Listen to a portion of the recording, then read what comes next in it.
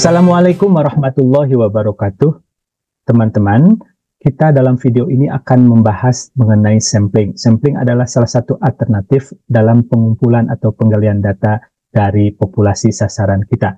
Karena kita tidak ada kemampuan yang cukup untuk menggali data dari seluruh anggota populasi, maka kita akan memilih sebagian daripada unit atau elemen populasi tersebut yang kita namakan sebagai sampling. Mari kita lihat sampling itu apa dan bagaimana teknik yang ada di dalamnya.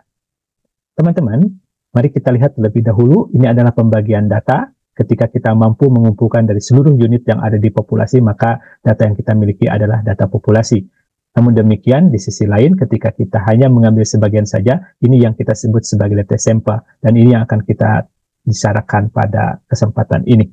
Nah, sampling itu sendiri, ini adalah proses di mana kita akan memilih sebagian dari unit yang ada di populasi, dan itu akan kita jadikan sebagai representasi ataupun wakil yang diharapkan dapat memberikan gambaran utuh mengenai keadaan populasi yang sedang kita teliti. Tujuannya adalah tiada lain, kita akan mendapat informasi yang kita perlukan, namun tetap data yang kita kumpulkan itu kita harapkan juga akan memberikan gambaran secara keseluruhan dari populasi yang kita teliti. Dan karena teknisnya, maka ini akan menjadi membantu peneliti karena pelaksanaan sampling itu lebih praktis dan lebih murah. Tidak seperti kalau kita mengumpulkan data dari seluruh unit yang dipopulasi, karena itu biasanya tidak praktis dan juga berbiaya mahal. Nah, sampling itu sendiri, teman-teman, secara garis besar ada dibagi dua, yaitu non-probability sampling dan probability sampling. Yang non-probability sampling ini adalah pengambilan sampel itu kita lakukan di mana kita memilih secara subjektif atau tidak didasarkan kepada aspek peluang atau probabilitas, dan juga pengambilannya biasanya tidak dilakukan secara acak. Sebaliknya, probability sampling ini ada melibatkan unsur peluang. Kita akan memilihnya secara acak dengan teknik tertentu, maka aspek peluang itu akan dapat kita tunjukkan atau keacakan pemilihan itu dapat dipertanggungjawabkan. Kelebihan daripada non-probability sampling ini lebih praktis dan cepat, kemudian biayanya lebih rendah dan efisien, sedangkan untuk yang probability sampling biasanya lebih representatif ataupun lebih mampu untuk mewakili. Nah, kemudian juga bisa mengurangi bias atau beda antara apa yang nanti ditunjukkan oleh sampel dan juga yang ada sebenarnya di dalam populasi. Kelemahannya untuk non-probability sampling ini bias, jadi kemungkinan perbedaan yang terjadi antara sampel dengan populasi itu sangat besar. Kemudian juga proses generalisasi atau pengambilan kesimpulan secara umum itu menjadi terbatas jika data yang kita miliki adalah berasal dari non-probability sampling. Sebaliknya, kalau untuk probability sampling memang biayanya tinggi dan waktunya lama, ini yang menjadi kelemahan utamanya. Dan juga biasanya lebih kompleks di dalam proses atau tahapannya. Kemudian analisis statistis yang dapat dipergunakan atau dapat dilakukan apabila datanya diambil dari non-probability sampling, maka yang dipergunakan adalah statistika deduktif. Sebaliknya, apabila data yang kita peroleh itu dari teknik pengumpulan yang tergolong kepada probability sampling, maka statistika induktif dapat dilakukan sebagai alat analisisnya. Teman-teman juga sudah memahami bahwa statistika induktif ini lebih jauh lebih dalam dan di mana kita dapat melakukan penaksiran atau pengujian hipotesis dan sebagainya. Teman-teman, mari kita lihat pembagian ataupun klasifikasi yang ada terkait dengan sampling ini.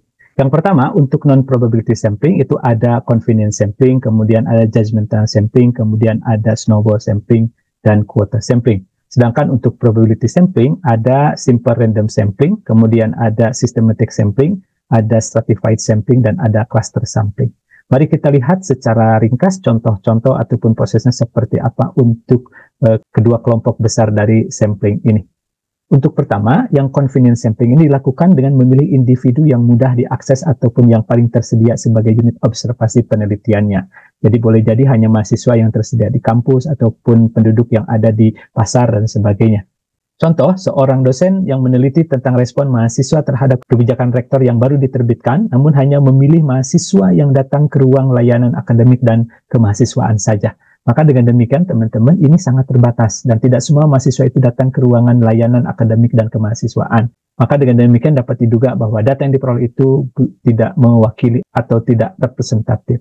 Untuk jenis sampling kedua di non-probability sampling ini adalah judgmental sampling. Ini akan memilih unit observasi sebagai sampel berdasarkan pertimbangan peneliti secara subjektif. Jadi penelitilah nanti yang menentukan tidak dilakukan secara acak, tapi yang jelas pendapat ataupun kepakaran dialah yang lebih ditekankan ataupun yang dipergunakan untuk memilihnya. Contoh, misalnya Master Chef yang melakukan penelitian tentang rasa masakan dengan resep baru hanya meminta staf bagian F&B saja yang untuk menilai kelezatannya. Padahal boleh jadi yang tahu tentang kelezat makanan tidak hanya staf dari food and beverage saja, tapi boleh jadi juga customer-nya itu mungkin akan lebih menentukan.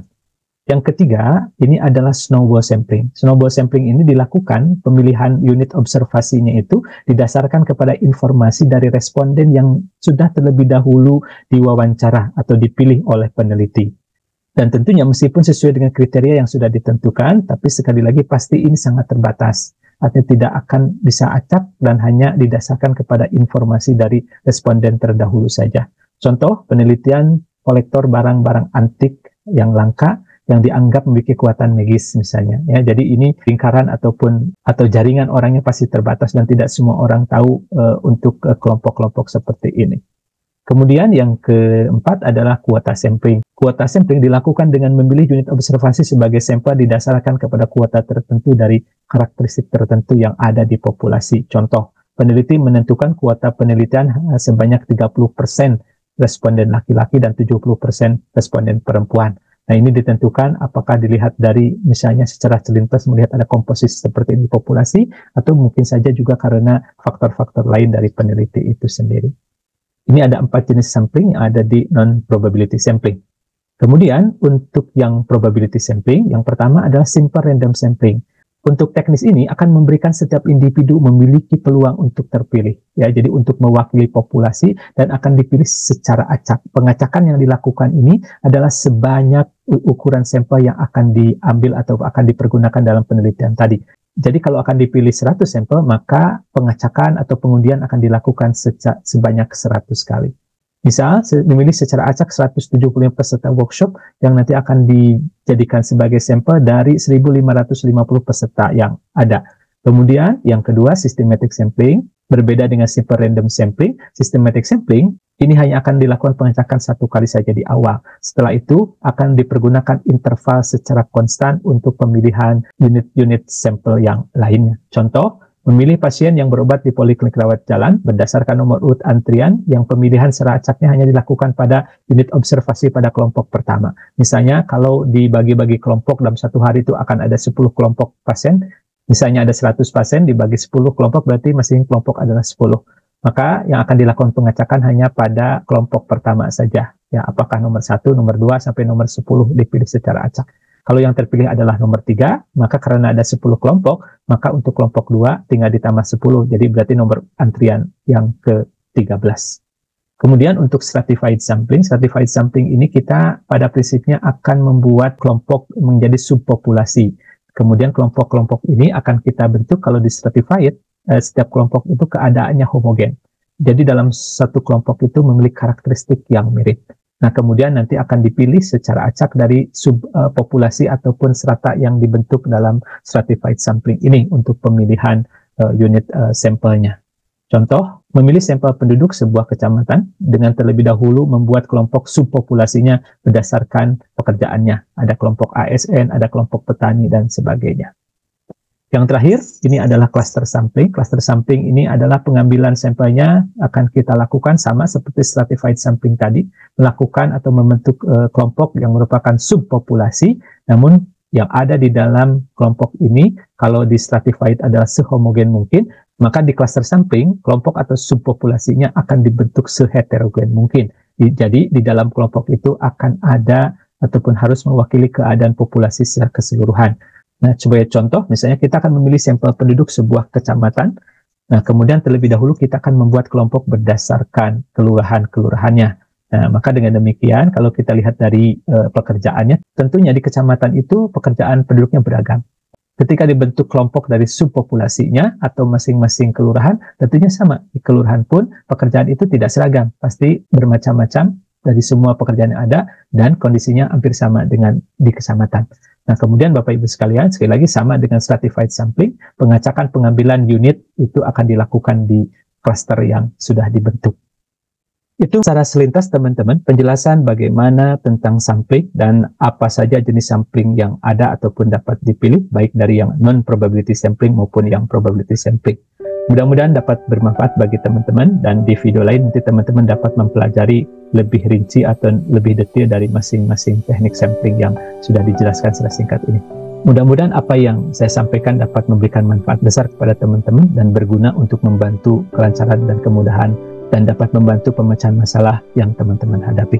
Mohon maaf apabila ada kesalahan. Wassalamualaikum warahmatullahi wabarakatuh.